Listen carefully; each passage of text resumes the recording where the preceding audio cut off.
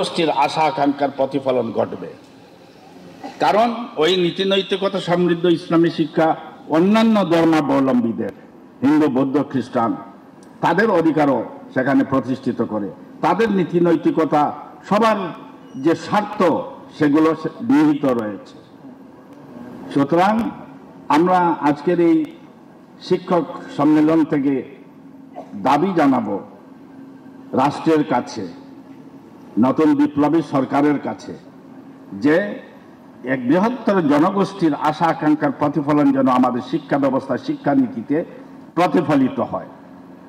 আমাদের এখানে মাদ্রাসা শিক্ষায় আধুনিক শিক্ষা ব্যবস্থা করতে হবে এবং সুযোগ সুবিধা আরো বাড়াতে হবে। এখানে বৈমাত্রীয় আচরণ এবং খুব সূক্ষ্ম বুদ্ধিতে যারা ইসলামকে ভালোবাসে না, আগ্রাসনে যারা পৃষ্ঠপোষকতা করে, যারা বিদেশের তাবেদার, তারা এখানকার বৃহত্তর জনগোষ্ঠীর শিক্ষাকে ধ্বংসের মাধ্যমে একটা মেরুদণ্ডহীন শিক্ষা ব্যবস্থা তৈরি করতে কাজ করছে। সুতরাং এই বিপ্লবী সরকার, যারা বিপ্লবের মাধ্যমে এসেছে এবং যে সরকার আসার জন্য, যে পরিবর্তনের জন্য হাজার ছাত্ররা ওই শিক্ষার একটা কম্পোনেন্ট, স্টুডেন্টসরা জীবন দিয়েছে, শহীদ হয়েছে, তাদের আশা আকাঙ্ক্ষা, তাদের যে ইচ্ছার প্রতিফলন ঘটিয়ে আমাদের দেশের শিক্ষা ব্যবস্থাকে বৈজ্ঞানিক একটা শিক্ষা ব্যবস্থায় রূপান্তরিত করতে হবে, যেখানে থাকবে আদর্শিক নৈতিক শিক্ষার ব্যবস্থা। এবং এখানকার মাদ্রাসা শিক্ষা, মানে স্কুল, আধুনিক যেসব শিক্ষা, ইউনিভার্সিটি, কলেজ, সবখানে নীতি নৈতিকতা এবং ইসলামের যে মহান আদর্শ, মানবিকতা, ভাষ্যর যে নীতি নৈতিকতা, সেগুলো সন্নিবেশ ঘটাতে হবে।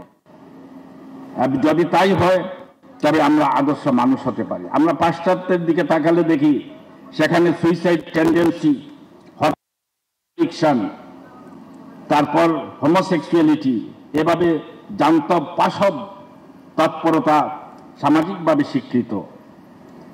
ছোটরা করে না, হাজব্যান্ড ওয়াইফ ডিভোর্স সেখানে খুবই প্রিভ্যালেন্ট, এবং ছোটরা গুরুজনদেরকে সম্মান করে না, বড়রা ছোটদের ভালোবাসে না।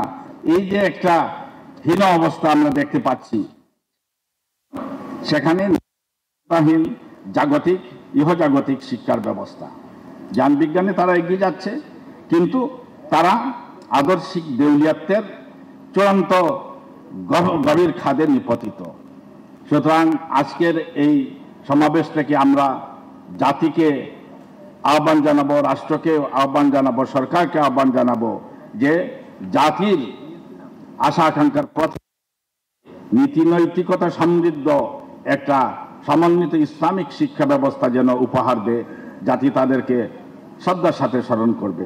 আমার বক্তব্যের শেষে, এই পরিবর্তনের শেষে মুক্ত পরিবেশে যে বক্তব্য রাখছি, যারা এর জন্য প্রাণ দিয়েছে তাদের প্রতি শ্রদ্ধা নিবেদন করছি এবং তাদের বিদেহী আত্মার মাগফিরাত কামনা করছি। আল্লাহ যেন তাদেরকে জান্নাতুল ফেরদৌস আলা ইনায়েত ফরমায়।